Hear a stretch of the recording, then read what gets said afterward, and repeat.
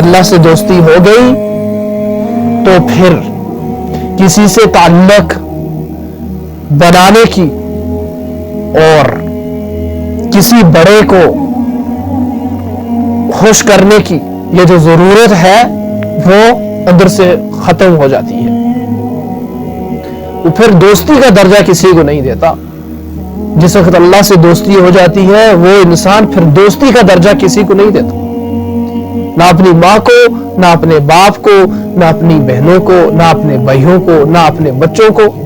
اوپر لیول پر وہ دوست کہہ دے گا، جیسے فیس بک پر فرینڈ بنے ہوئے ہیں کہ نام کے طور پر وہ جڑ جائے گا، جڑا ہوگا سب سے، تعلق سب سے ہوں گے، محبتیں سب سے ہوں گی، لیکن جو حقیقی دوستی ہے وہ اس سطح پر، اس درجے میں صرف اللہ کو رکھے اور کسی کو نہیں رکھے.